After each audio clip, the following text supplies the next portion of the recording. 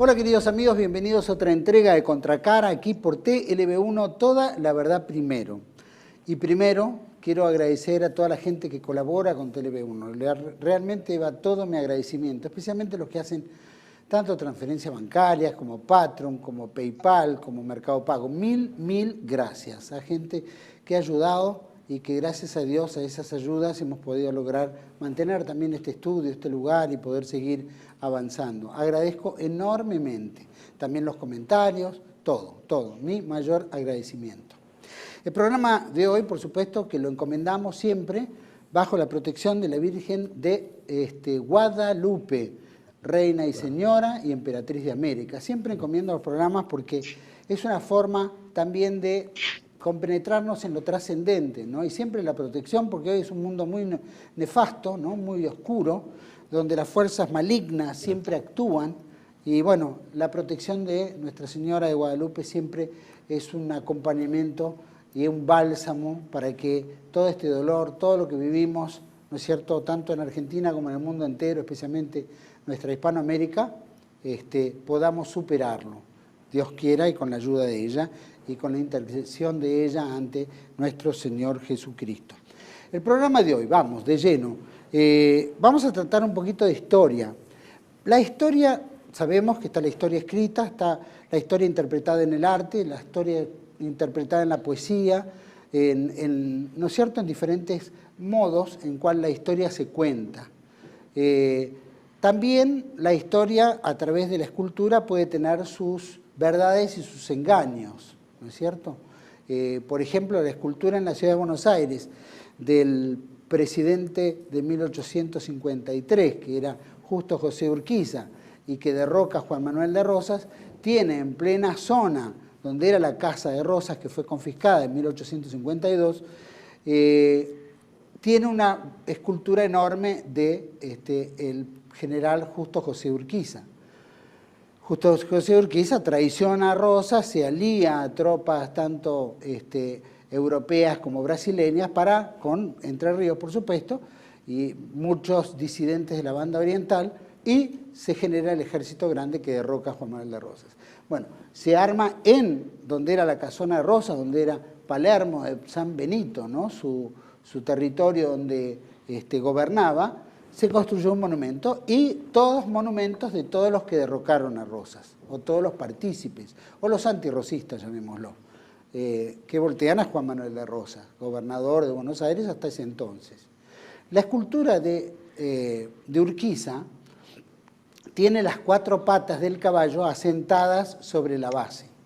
Siempre se dijo que la pata que está levantada, una de las patas, la pata derecha o la izquierda, de un caballo frente a un general que lo monta, significa que murió fuera de combate. Todas las 4 patas, que significa que están sobre la escultura, sobre el piso, llamémoslo, simboliza que el hombre murió en combate, cosa que no fue cierto. Razón por la cual a veces también en las esculturas se engaña y se miente o se tergiversa la historia, y como la historia oficial tiene todos sus vericuetos, ¿no es cierto?, contando solamente una parte de la verdad, también la escultura tiene ese mensaje de contar una parte de la verdad. Nosotros vamos a contar un poco de historia, ¿no?, especialmente de la hispanidad también, que tiene que ver con nuestra historia y nuestra historia hispanoamericana. Sin duda, para mí es un gusto compartir este programa hablando de historia con un escultor muy importante que se ha desarrollado casi personalmente, descubriendo sus habilidades, y para mí es un gusto compartir el programa con Jorge Rodolfo March. Jorge, un placer, alias Ropo, ¿no?, como te dicen los amigos. Un placer, te voy a decir Ropo. Ropo, gracias por compartir el programa de Contracara. Gracias por esta oportunidad. No, gracias a vos por la oportunidad, Juan Manuel. Ropo, quisiera que me contaras un poco. Tenemos un amigo en común que se llama Ricardo Iorio, un gran cantante, sí, cantautor, rockero, le decimos, heavy metal, supongo, del rock nacional argentino, así que también va nuestro saludo a Ricardo Iorio por siempre el aguante que nos hace a todos nosotros, tanto en el canal como la relación que tiene con vos, ¿verdad? Sí, del metal pesado nacional, diría él. Metal pesado nacional. Bueno, vos sabés que yo no soy mi amigo de metal pesado, pero ya para pesado estoy yo, digamos. Ropo, contame un poco. Por supuesto que aparte de la escultura se te da, ¿cómo desarrollás esa habilidad de poder interpretar la historia a través de una arcilla, contarla, mostrar? ¿Cuál es la habilidad que tenés en esa área, llamémosla, de la escultura? Bueno, en realidad las primeras esculturas que yo hice fueron gracias a mi hermana, que es una gran artista plástica. Y bueno, ella me había encargado, tenía un taller de arte y me había encargado hacer algo para una exposición. Así que nada, ahí como mi hermano en ese entonces era chiquito y le gustaban los dinosaurios, yo opté por hacer un dinosaurio. Ahí en realidad descubrí por primera vez que realmente tenía alguna habilidad para representar algo. Después me fui perfeccionando un poco más, enganché con ese tema, estuve en Neuquén, hice unos trabajos con ella, con mi hermana, para el museo, como es de la Universidad del Comahue de Neuquén. A partir de ahí empecé a hacer, pero al principio yo no hacía figuras, no hacía, vendría a ser un arte representativo de escultura de bustos y personajes, sino en realidad todo este tipo de cosas. Pasa un tiempo y bueno, de hecho Ricardo Iorio fue el primero que me inspiró para hacer, el primer busto que hice lo hice de él, que fue ahí donde yo me di cuenta qué es lo que uno puede representar con la escultura, que básicamente, que ya lo ha dicho otro amigo en común que tenemos, Carlos Benavides, ¿no? Carlos Benavides, gran escultor también. Como bien lo dice él, la importancia está en plasmar en esa obra parte de la esencia, o si se quiere, la esencia del personaje, el espíritu que tendría ese personaje. Bueno, con Ricardo fue con quien yo me di cuenta que eso se podía hacer. Fue el primer busto y bueno, después hice otra estatuilla también, que lo más importante es que quede plasmada la esencia del personaje, más allá de la perfección después de la técnica y de otras cosas. Así que yo en los primeros tiempos no trabajaba con arcilla, que es el material que no hace tanto tiempo yo descubrí gracias a Carlos. Claro. Y realmente me abrió las puertas a otro mundo de la escultura mucho más bello todavía. Como poder representar, qué sé yo, personajes de todo tipo y poner en ellos su esencia. Es lo más lindo de la escultura. Sin duda. Y en términos históricos, ¿cuál es tu postura, por ejemplo? ¿Es una postura revisionista? ¿Es una postura...? Porque viste que el revisionismo histórico, especialmente en la Argentina, no sé tanto en otros países, se da desde la independencia en adelante, ¿no? Que ahí muestra un poco la puja de intereses, ¿no? La masonería, la Inglaterra, los préstamos, ¿no es cierto?, para romper con el Imperio Español o con la España americana, ¿no es cierto? Y de alguna manera es como que nunca vamos a la pre o ante independencia, sino siempre estamos analizando ese revisionismo posterior. ¿Qué te da cómo ves esa historia y por qué esa historia te atrae? Y en realidad porque es importantísimo conocer nuestra historia, es fundamental. Quien no conoce la historia vive engañado en el presente y va a un futuro incierto realmente. Entonces, para mí es fundamental, y el revisionismo histórico especialmente, ¿no? Yo no empecé con el tema preindependentista ni nada por el estilo. Yo en realidad el revisionismo lo abordé desde otro lado, más reciente, Segunda Guerra Mundial, qué sé yo. Pero me fui interiorizando más de todo tipo de revisionismo, porque te das cuenta de que en realidad toda la historia ha sido manipulada. Entonces, qué sé yo, la versión oficial la tenemos, de hecho nos la meten en la cabeza desde chicos y es casi algo que, viste, está ahí. Ahora, cuando uno empieza a investigar, empieza a descubrir mundos completamente distintos. Entonces, si hemos sido tan engañados en el pasado con todo tipo de situaciones, bueno, qué sé yo, abre las puertas para que uno empiece a investigar realmente cada tema, ¿no? Que es demasiado amplio también como para poder hacerlo, de una Bueno, manera evidentemente rápida, ¿no? nuestra historia no empieza en la independencia, nuestra historia empieza ya con 500 años de historia, ¿no es cierto? Claro, Todo lo que se fue conformando hasta, bueno, la independencia que... claro, pero vos fíjate que, sin embargo, la verdad que hasta que uno no empieza a abordar realmente el revisionismo, ni siquiera uno se plantea qué había antes, por ejemplo, acá de la independencia. Siempre damos por hecho algunas situaciones, algunas cosas, pero realmente no nos enfocamos. Y cuando te empezás a enfocar en eso, realmente empezás a ver que también ahí hubo un engaño muy grande, ¿no? Claro. Cuando, especialmente antes de la independencia, ¿no? ¿Cuáles son las figuras que encontrás atractivas como para realizar una escultura? ¿Qué es lo que te atrae de estas personalidades y si conoces algo de ellos? Bueno, eso sucede una vez que vos elegís un personaje o te marcan un personaje para hacer.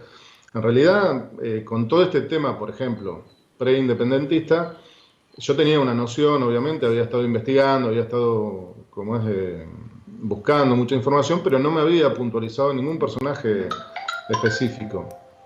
Fue a través de, fue a través de otro amigo en común que tenemos, Ángelo Guíñez Jarpa, Sí. escritor, sionista histórico chileno, Le de quien me mandamos hice una... muy amigo. Ángel Guiñez Jarpa, que es historiador hispanista chileno, fue el que escribió Sureños a las armas. Lo hemos entrevistado y Claro, hace poco le acaban de hacer otra entrevista y pusimos también, porque sí. cuenta claramente cómo eran los movimientos realistas y los defensores de España, ¿no? Y del rey y de Dios, que era el concepto que se tenía en esa época. Claro, para cuando yo llego a Ángelo, en realidad también es muy loco, ¿no? Porque yo me contacto con Ángelo a través tuyo, que le habías pasado mi contacto, porque él es admirador también de Ricardo. Entonces, como sabe de mi relación con él, bueno, se contactó conmigo. Seguimos en contacto, él nos regaló unos libros, que tenés vos todavía.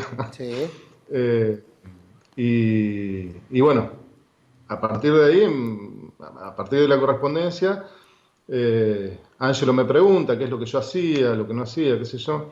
Le comento esto de las esculturas y bueno, y a él se le ocurre, en realidad a él se le ocurre la idea de, de que los personajes de este libro nuevo que él está escribiendo, que se llama La fe en los caudillos, a ver si no podíamos hacer esculturas. Yo al principio no lo había agarrado así completamente, pero digo, bueno, sería la verdad que una propuesta interesante, porque sería no sé si es la primera vez, pero sería bastante especial el hecho de hacer esculturas que son específicamente para un libro.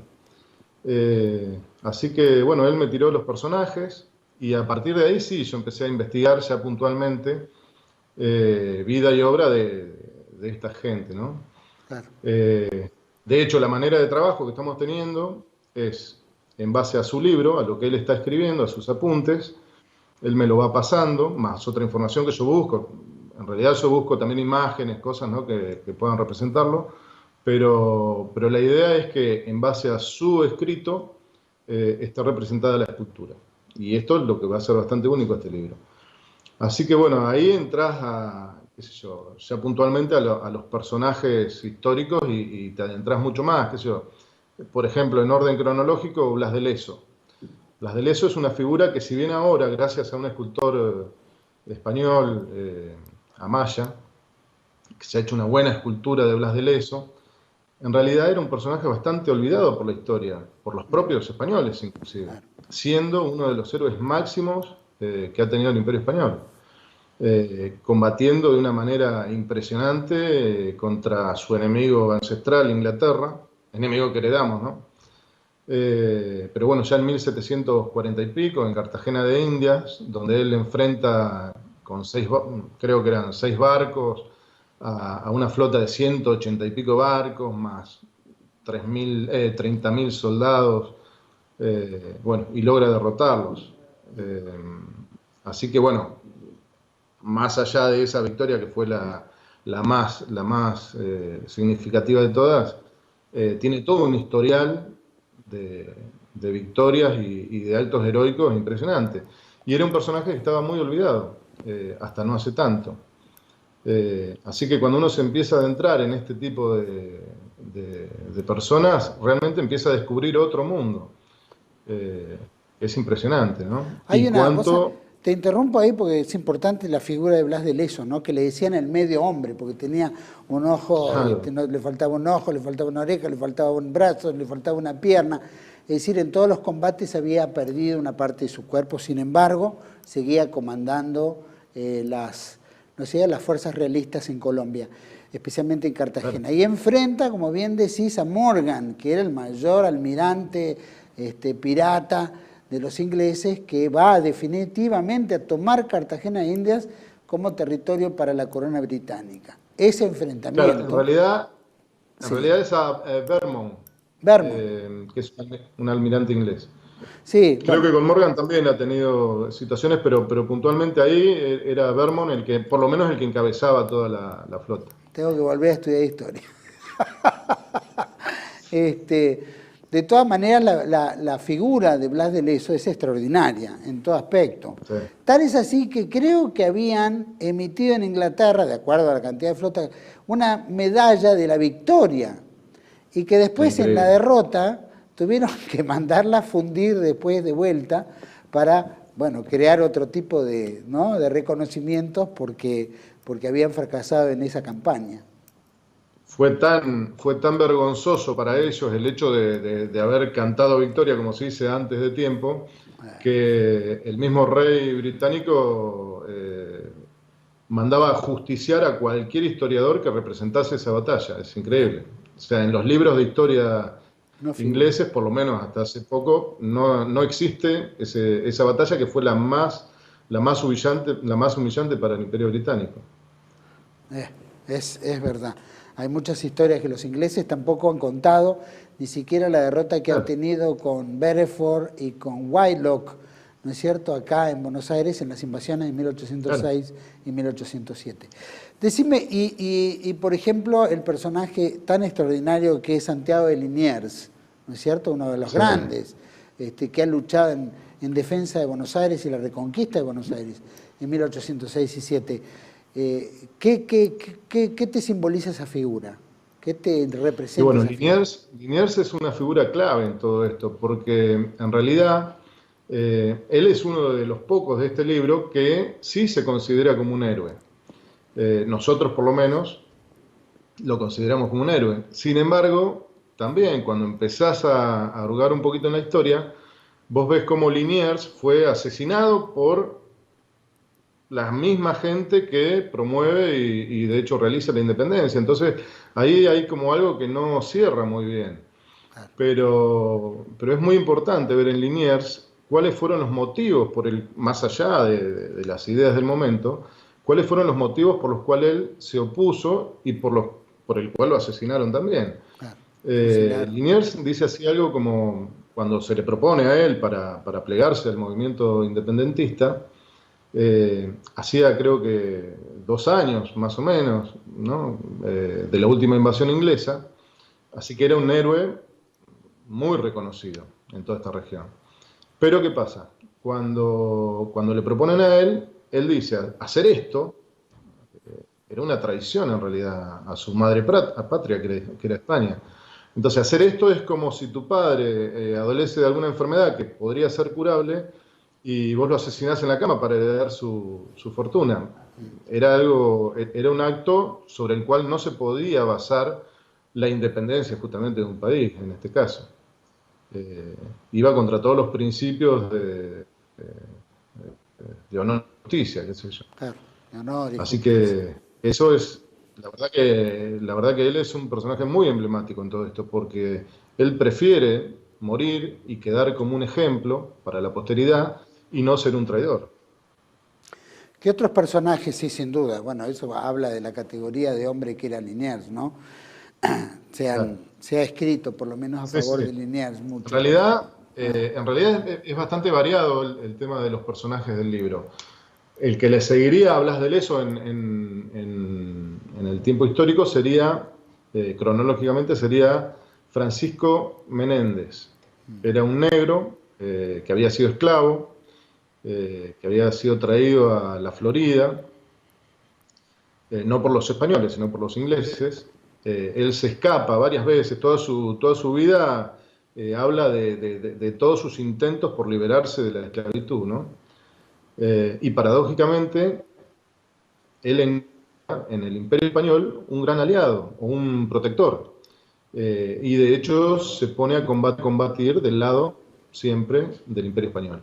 Llega a un alto grado también, no me acuerdo si llega a general o ahora no recuerdo bien, pero sí empieza a reconocer en el Imperio Español a un protector.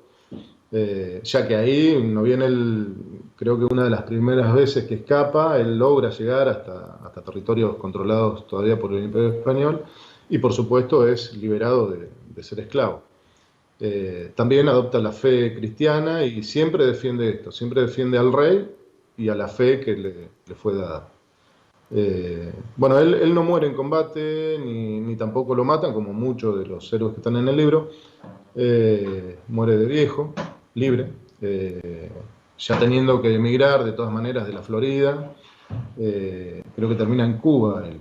Y bueno, la verdad que es un personaje muy lindo para representar también. ¿Quién otro sigue de los personajes? Porque este es Bueno, emblemático. en orden cronológico seguiría bueno, Liniers después de eso. Posterior, son más o menos de la misma época, ¿no? Sí, Pero, casi contemporáneos todos. claro. Quintanilla. Quintanilla, el gobernador de Chiloé, sería el que cronológicamente seguiría en el libro. Uh-huh. Bueno, él fue el último gobernador de Chiloé, ya abiertamente participando en varias batallas.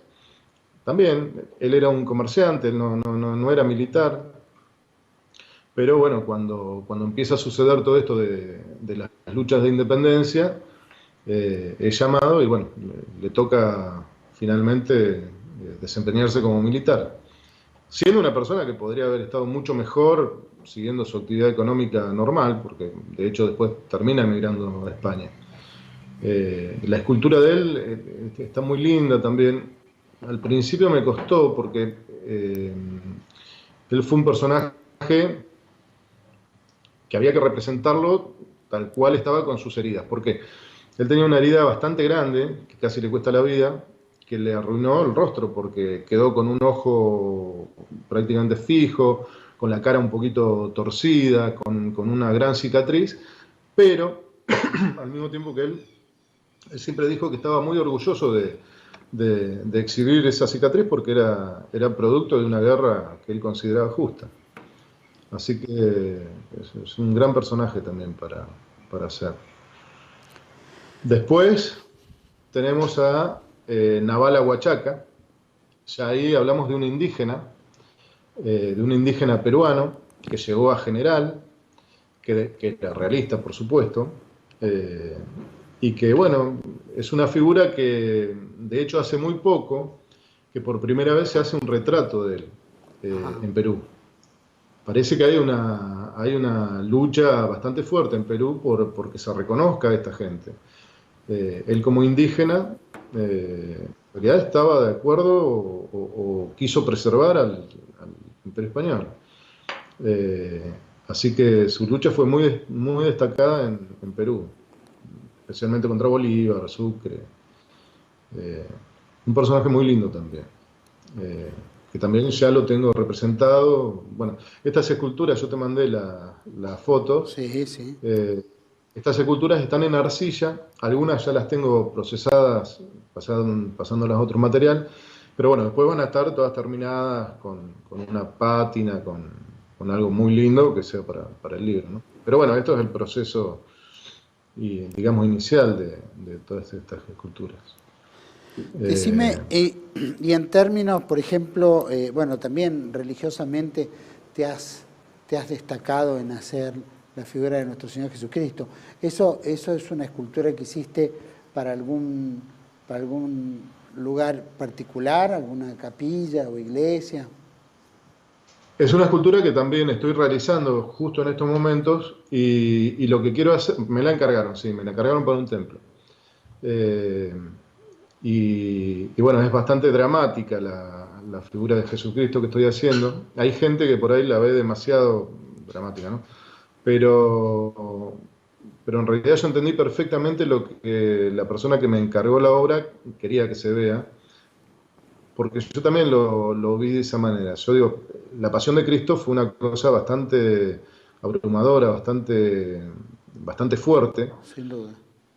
Y si Él quiso transmitir un mensaje a través de ese dolor y a través de tanto sufrimiento, cuando lo podría haber evitado, creo que había que presentarlo de esa manera, por lo menos que haya algo que lo represente de esa manera, más allá de las otras representaciones, que todas son muy hermosas las que hay. Pero bueno, realmente lo que estoy tratando de hacer es representar el dolor del momento, ¿no? Y lo que quiero hacer con esto es que, ya lo hablamos con Ángelo, la figura, si bien no es uno de los personajes, por supuesto, pero la figura que va a encabezar al libro La fe en los caudillos va a ser justamente Jesucristo. Así que va a estar en la tapa. Vamos a utilizar las fotos para ponerlo en la tapa. Bueno, es brillante que por lo menos, bueno, que eso marca la fe, ¿no es cierto? Sin duda en el trabajo que se hace, tanto histórico que hace Ángelo, como que lo acompañe también esculturas relacionadas, ¿no es cierto?, a que siempre la hispanidad defendió. Después, por supuesto, la independencia trajo, ¿no?, la masonería, un poco un Dios acá, ahí por el aire, ¿no?, pero no afianzado como España tenía en América, ¿no?, Dios, ¿no es cierto?, la España, el rey, todas esas baluartes que eran fundamentales. Vamos a ir a un pequeño corte y vamos a hablar sobre eso en cuanto volvemos de este pequeño cortecito con Ropo, ¿no?, Jorge Rodolfo March, escultor. Ya volvemos.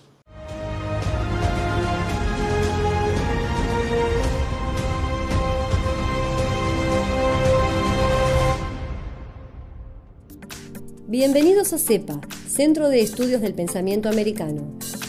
Nuevo sitio web de cursos de formación en política, filosofía, historia, literatura, geopolítica, religión, psicología y más. Cursos de formación que reflejan el verdadero pensamiento americano. Lo invitamos a elegir el curso de su agrado ingresando en www.cepa.la.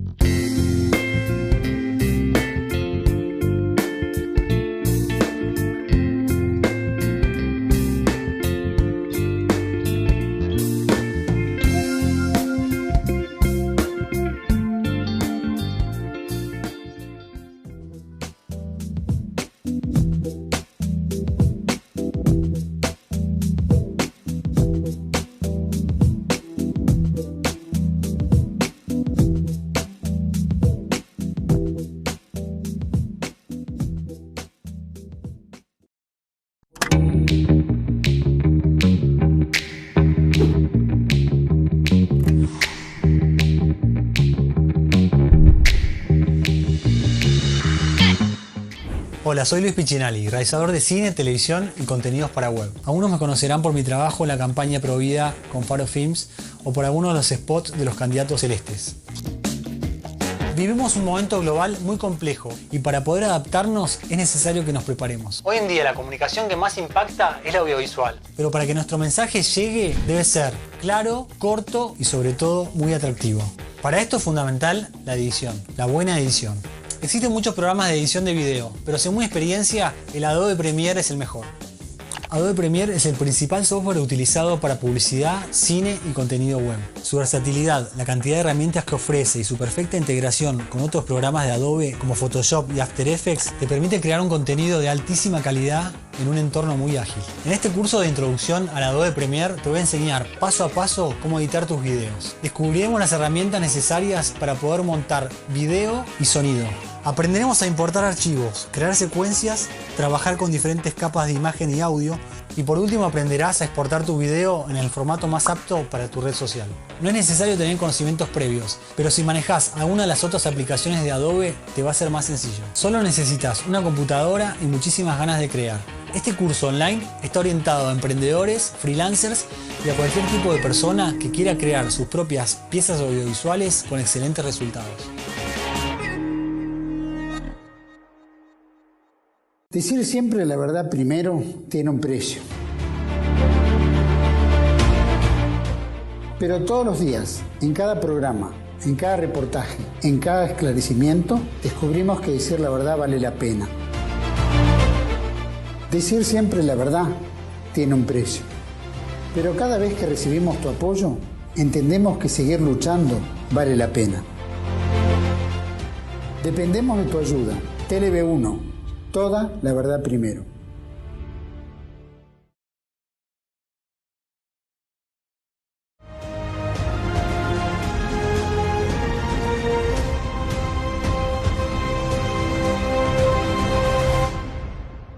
Bueno, estamos de vuelta en este segundo bloque con Jorge Rodolfo March, escultor, Ropo para los amigos. Ropo, habías hablado del libro ¿no es cierto?, que se llama La fe de los caudillos, que lleva, como imagen principal a Jesucristo en su pasión, en su dolor, ¿no es cierto?, y que debe ser el dolor que sufrieron todos los españoles frente a la independencia, ¿no?, a las independencias que rompían un espíritu que iba desde Tierra del Fuego, ¿no es cierto?, hasta prácticamente Canadá. Claro. Y entonces, claro, siempre todo ese espíritu también se ha distinguido no solo por virreinatos, ¿no es cierto?, por capitanías, sino por virreyes que también cumplieron con su rol, ¿no es cierto?, pero también todos lo que simbolizaban los caudillos, ¿no es cierto? Los caudillos también han heredado ese toque hispánico, ¿no?, caballeresco español.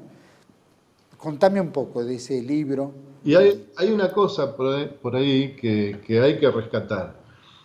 Yo soy nacionalista como tantos, ¿no?, como vos, como tanta gente.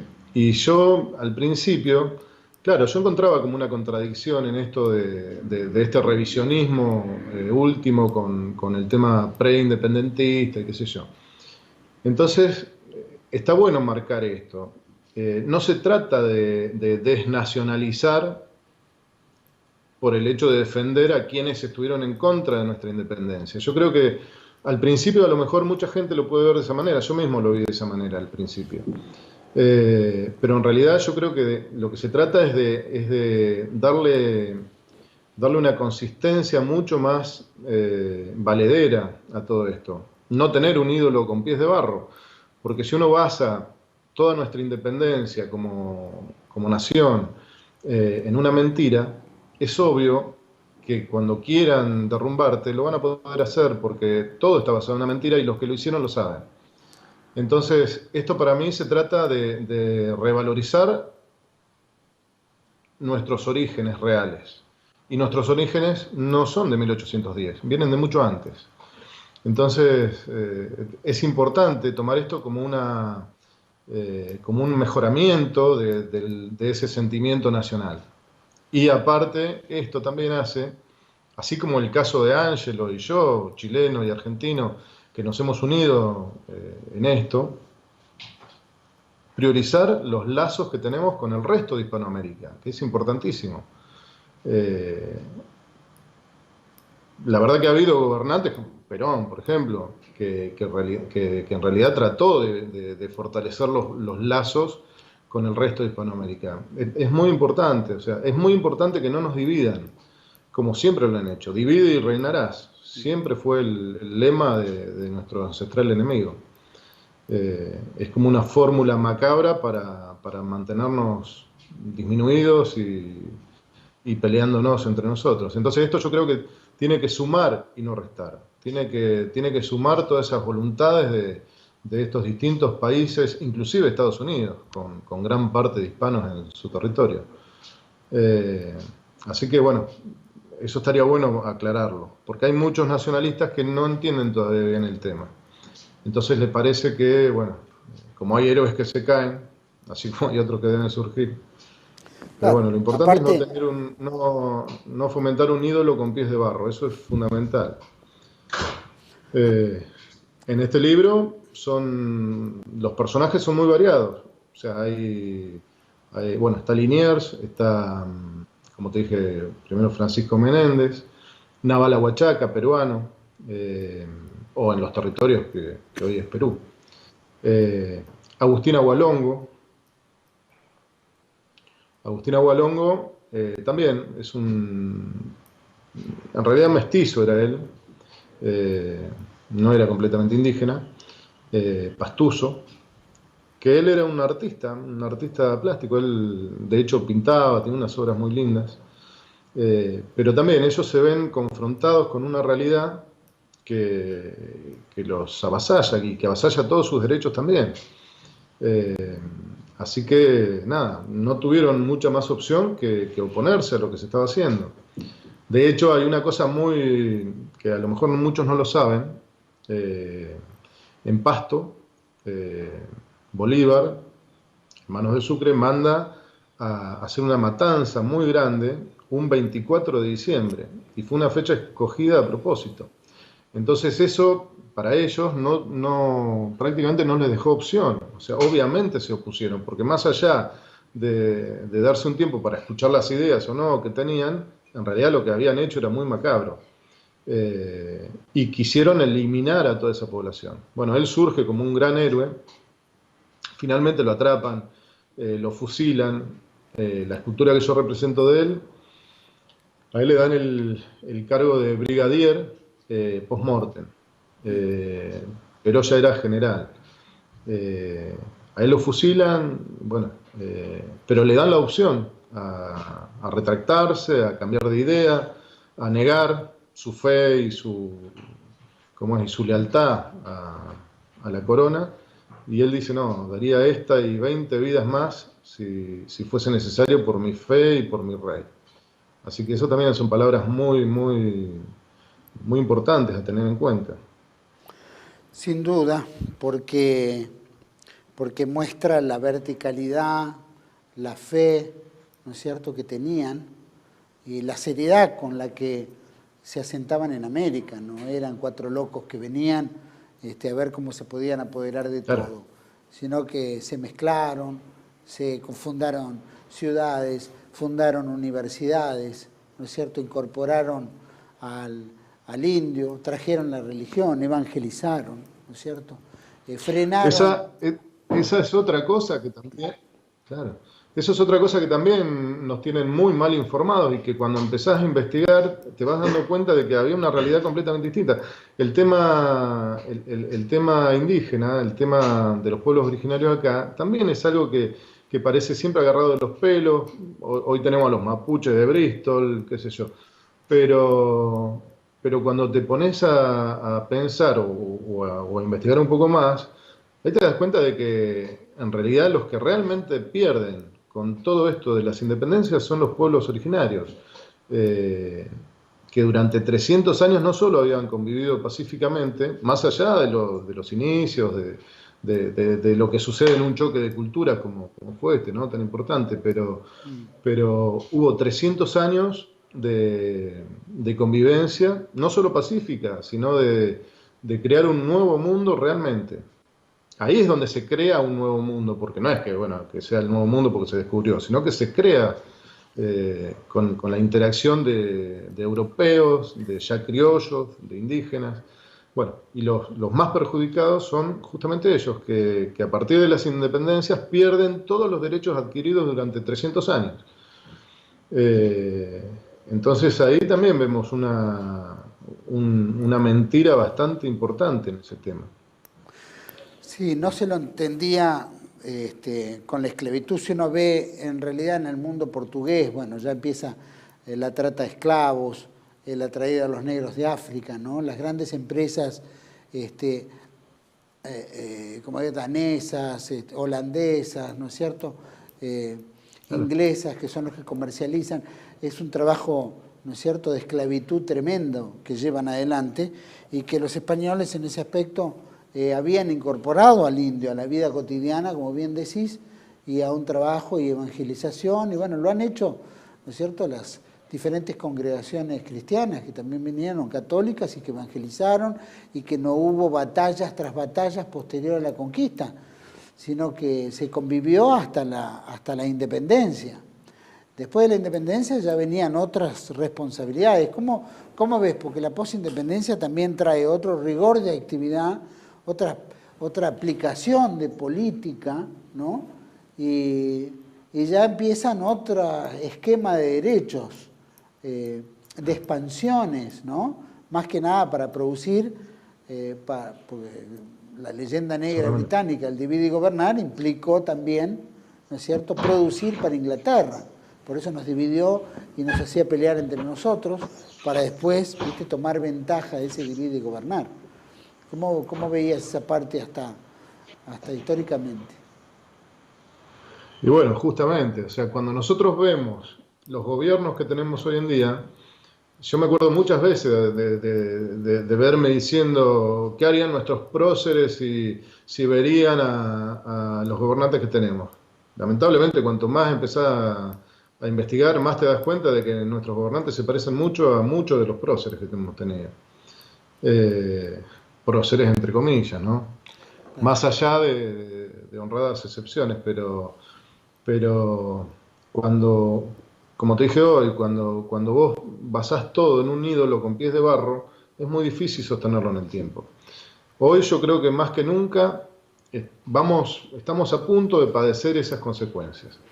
Creo que ya todos sabemos que la Argentina, no solo la Argentina, América española en general, está a punto de ser subdividida otra vez, porque ya no les basta con estas divisiones que crearon ya hace tanto tiempo. Entonces ahora, la Argentina ya queda como un país muy grande y potencialmente muy poderoso. Entonces sabemos que lo van a dividir y sabemos que cuando lo quieran dividir, una de las cosas que se va a atacar es justamente todo esto. Entonces, si nosotros no tenemos, yo creo que el camino sería el contrario, el camino sería hacer una unidad de naciones hispanoamericanas, no dividir la Argentina ahora en 3 o en 2 o en lo que sea, a Chile, a Colombia, a Brasil. Pero bueno, el trabajo del enemigo es ese, es ir profundizando lo que inició. Y si estamos hablando de nuestro enemigo como el que gesta todo esto que nosotros reivindicamos, estamos en problema. Entonces, yo no sé, más allá de que bueno, lo que pasó ya pasó, por lo menos que no nos sigan engañando ahora, que entendamos que en algún momento pasó lo que pasó, y bueno, que tratemos de revertirlo al menos entre nosotros. Sabemos que políticamente va a ser muy difícil, pero insisto, esto de unirnos, por ejemplo, con el tema de este libro, yo lo que veo es una comunión entre peruanos. Angelo tiene amigos en realidad en distintos países, ¿no?, hispanoamericanos, peruanos, bolivianos, bueno, argentinos por supuesto, tiene unos cuantos, brasileros no sé, no conozco ninguno, pero eso es importantísimo, porque ahí es donde se ve cómo desde abajo podemos a lo mejor revertir el daño que se ha hecho y sumar y no restar. Por lo menos mostrarle al mundo de que la hispanidad nos unió más que la diversidad con las independencias, ¿no es cierto? Que nos han enfrentado unos a otros, ¿no es cierto? Y la hispanidad al menos no había conflictos entre virreinatos ni capitanías, ¿no es cierto?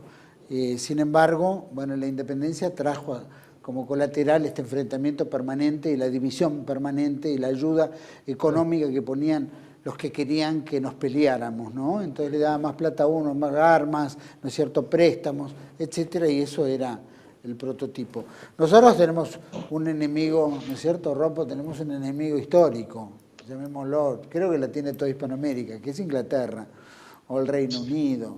Tal vez no el pueblo, pero sí las políticas que siempre se han basado en los intereses de la corona, o intereses ingleses por sobre todas las cosas. Claro, eso que acabas de decir es muy importante. Uno no se tiene que sentir enemigo de los pueblos. Nosotros, nuestro enemigo histórico es Inglaterra, sí, pero pero ¿es el inglés promedio nuestro enemigo? No. ¿Es el trabajador inglés? No. ¿Es el artista inglés? No. Es su cúpula gobernante. Yo no me podría sentir identificado con un gobierno nacional que en este momento le declare la guerra a algún otro país. ¿Por qué? Yo no tengo por qué plegarme a eso. Realmente, o sea, si algo nos tiene que hacer madurar es justamente ese entendimiento. Uno odia a un país u otro por actos de sus dirigentes. Y la mayoría de las veces, si no todas, la gente participa por inercia o porque se lo involucra, por propaganda política, por un montón de cosas. Yo no considero a ningún inglés, por ejemplo, mi enemigo. A ninguno. Podría ser amigo de cualquiera. Sin embargo, sí me parece terrible lo que a lo largo de la historia el Imperio Británico y hoy el Reino Unido es lo que ha hecho es terrible. Y es nuestro enemigo. Bueno, lo hemos vivido recientemente en 1982 en los conflictos bélicos en el Atlántico Sur, que también dentro de tus esculturas hablas de esta historia, ¿no es cierto? De la historia reciente. Claro. De hecho, claro, la más, salteándonos otros, ¿no? La más actual es la figura del Teniente Esteves. ¿Y por qué Ángelo incorpora al Teniente Esteves? Porque actos de heroísmo tenemos por miles. Si yo me tendría que poner a hacer esculturas de nuestros soldados, Dios mío, no terminaría nunca.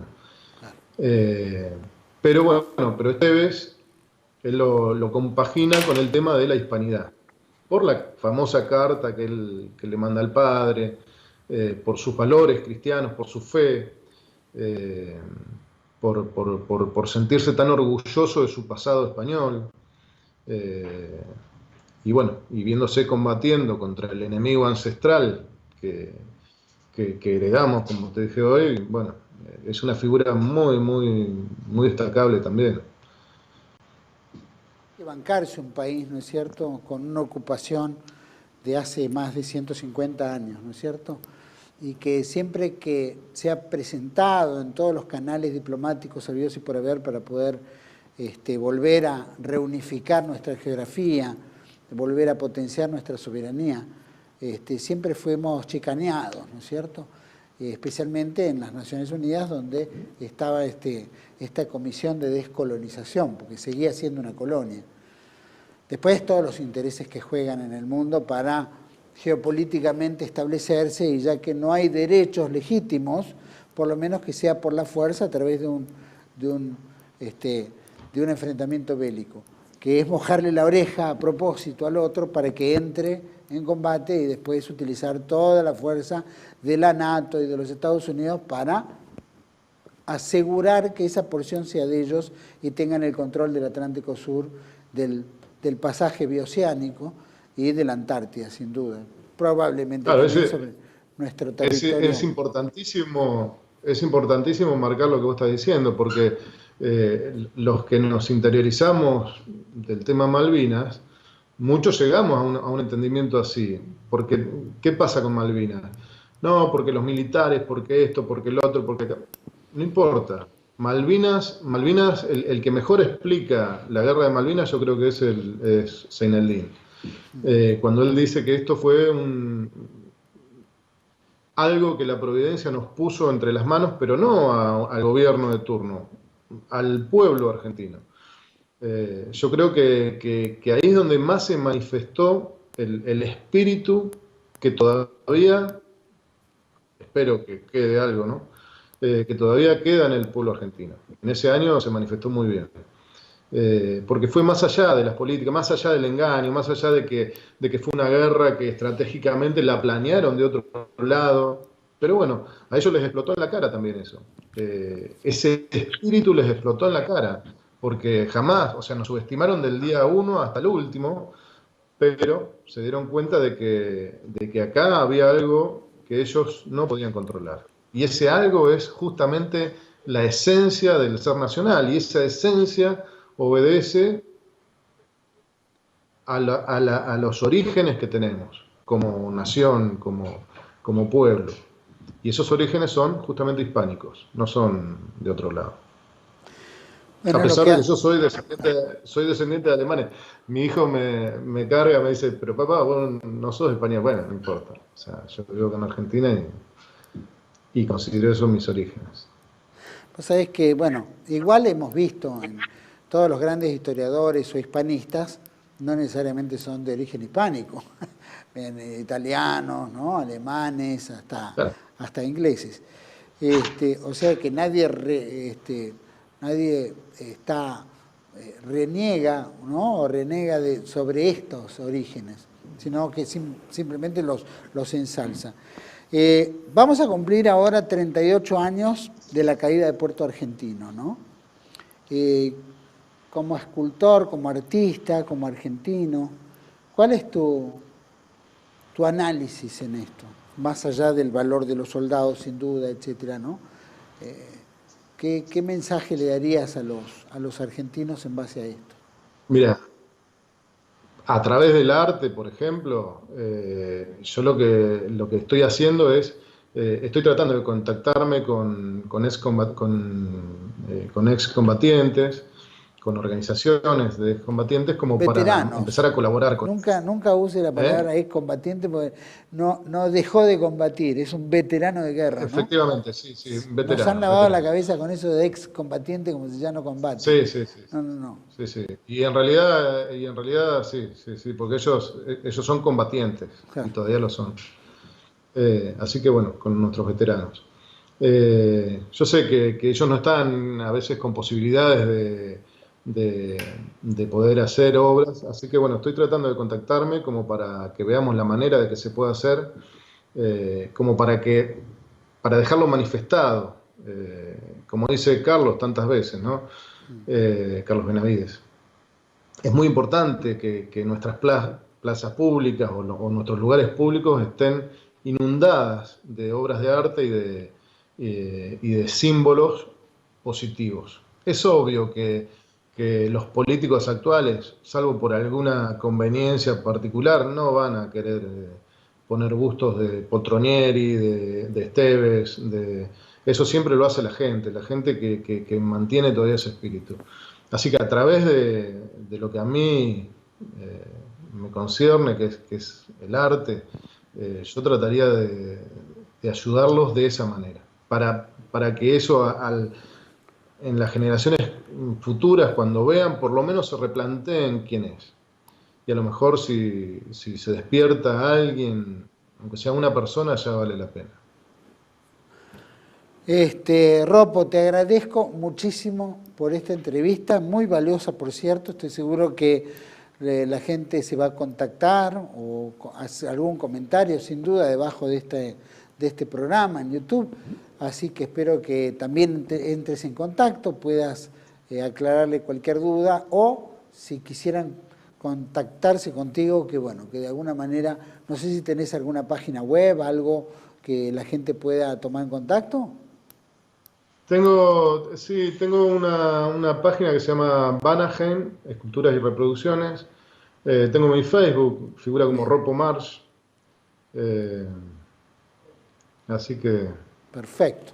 Bueno, entonces era la y como forma... ya te he escuchado decir, vos sos como Mirta Legrand, que trae suerte, así que por ahí... Bueno, ojalá que no sea como Mirta Legrand. Esa conductora que hace almuerzos. Acá no almorzamos porque estamos todos en la lona. Sí. Cuando pase toda esta maroma, seguramente intentaremos hacer otra entrevista y ya comiendo. Sí. Nos viene bien para adelgazar un poco, en mi caso me viene bien. Sí, están engordando todos igual. Esta cuarentena nos mató. Ropo, muchísimas gracias por esta entrevista, muy valiosa por cierto, y te agradezco, estamos ansiosos de ver el libro, las esculturas, y por supuesto vamos a invitar a todos a entrar en tu página, en tu sitio, tanto de Facebook o lo que fuera, para que conozca tus obras y bueno, y revalore, ¿no es cierto?, que hay artistas argentinos que le importan lo argentino y le importan lo hispanoamericano. Gracias. No, gracias a vos, Juan Manuel. A todos ustedes, qué valiosa, muy interesante esta entrevista. Primero porque la escultura, con las artes, ¿no? Uno tiene que siempre estar hablando un poco de historia, uno representa al personaje, ¿no es cierto?, en una arcilla, ¿no es cierto?, en bronce, y es muy importante que esas cuestiones siempre digan la verdad, ¿no? Hemos hablado que la historia oficial, post-independencia, ha traído, ¿no es cierto?, personajes nefastos que han llenado de esculturas en toda nuestra Hispanoamérica, sea acá en Colombia, ¿no es cierto?, en Ecuador, Perú, Bolivia, Chile, Argentina, ¿no es cierto?, Paraguay y tantos otros, ¿no? Hay que reconocer personajes extraordinarios, como doña Mencía Calderón de Sanabria en Paraguay, ¿no es cierto?, nuestra banda oriental, que compartíamos unificadamente este Río de la Plata, el virreinato, y tantos, ¿no?, tanto que esta historia nos ha dado y que nos ha hecho nuestro ethos, que es lo que somos, ¿no es cierto? Y eso que somos ha hecho que también peleemos por valores reales, esos valores trascendentes, porque nos nutría de un idioma, nos nutría de una cultura y nos nutría de una religión, ¿no? Una evangelización que ha colaborado a que el hombre sea trascendente y no sea explotador del hombre, que se generan universidades, que hubiera mezcla, ¿no es cierto? De ahí sale el criollo, ¿no? De ahí sale el mestizo, de ahí salen, ¿no es cierto?, todas estas subcategorías que forman parte de nuestra sociedad, que forman parte de nuestra población. No hay duda que ese mundo que se quebró a través de los intereses británicos, ¿no?, para romper con el Imperio Español, que empieza en 1711, casi con la fundación de la masonería, y que continúa después, es una guerra perpetua, esa guerra perpetua que todavía dura, que crea esa leyenda negra, ¿no? Y esa leyenda negra tiene que derrocar y demoler tanto el hispánico que hasta en la propia España creen que fueron abusadores de la América y se aprovecharon de la América, cuando en realidad éramos todo una, nadie se puede aprovechar, ¿no es cierto?, de sus casas, ¿no es cierto?, porque es suya. Razón por la cual eso fue siempre el interés. Y como no le basta esta leyenda negra, ahora van por una segunda etapa. La segunda etapa es la segunda independencia, ¿no?, que no es la independencia del proyecto Segunda República, es la independencia de los pueblos originarios, fraccionar aún más todos nuestros territorios para poder, ¿no es cierto?, poder jugar con nosotros, explotar cada uno a piacere y dividirnos como sociedad, dividirnos como pueblos. Nosotros integramos un solo pueblo, que es el pueblo hispánico, ese pueblo que nos ha dado ese valor en el combate, en el pensamiento, en la lucha, en la creación, en la ciencia, ¿no es cierto? Todo eso que nos ha nutrido la España y que nos ha nutrido también la religión católica. Sabemos que en la última etapa nuestra de guerra que hemos vivido en la Argentina contra el Reino Unido y la NATO entera y hasta el propio Estados Unidos, han peleado con valor, ¿no? Han demostrado, el soldado argentino ha demostrado que aún en las peores condiciones y con desventaja armamentística ha tenido el coraje y el valor de pelear por sí, por sus compañeros y por su patria. Eso no lo puede borrar nadie, es reconocido hasta por el propio enemigo, ¿no es cierto?, que se ha dado cuenta en el pleno combate que estuvieron al borde de caer sus aspiraciones de mantener el imperio aquí. Sin embargo, utilizaron toda la fuerza y todas las artimañas para poder vencer y a través de vencer poder dominarnos. Zeneldín decía también, ¿no?, bien dice Mohamed Ali Zeneldín, uno de los coroneles que combatió también en las Islas Malvinas, veterano de guerra, también planteaba de lo que venía, ¿no? O sea, este mundo moderno que venía a disolvernos, ¿no?, como país, como estructura, como unión hispánica, ¿no? Esa mentalidad de división, poder vencer también la mentalidad victoriosa de los argentinos o de los hispanos para crear esta mentalidad vendida, traicionera, de creer que somos culpables y cómo nos vamos a enfrentar a uno grande, cuando en realidad el grande es el sabio, inteligente, ¿no es cierto? Y tratar de crear toda esa mentalidad, ¿no?, de cobardía, esa mentalidad de derrota en la cabeza de los argentinos. Nosotros eso lo hemos experimentado en carne propia, que es el proceso de desmalvinización. La escultura del soldado Esteves, como será el de Poltronieri, o tantos otros que combatieron soldados que han mostrado el coraje, que han detenido divisiones, que han luchado hasta el final, como también el capitán Giacchino en la reconquista de Malvinas. Eso ha sido histórico. Eso serán las páginas de oro que tendrá nuestra historia. Y todo eso no nace por un huevo, eso nace porque tenemos un etos hispánico, porque tenemos esa raigambre que nos ha dado la fortaleza, la victoria, el coraje para enfrentar absolutamente todas las adversidades que puedan existir en nuestro camino. Debemos recuperarlas porque nos van a seguir dividiendo. Pero el problema no son los de afuera que nos quieran comprar, sino el problema es de los de adentro que nos están vendiendo. Velemos más por el más cerca, que es un traidor a la patria, que el de afuera que viene solamente a buscar el pecunio y sus propios intereses usurarios. Despertemos en eso. Entramos en otra etapa de la Argentina y en otra etapa de la hispanidad. La unión hispanoamericana es fundamental para vencer en este nuevo mundo que vamos a enfrentar en breve. Pensémoslo y unámonos. Los espero en otra entrega de Contracara, aquí por TLB1. Toda la verdad primero.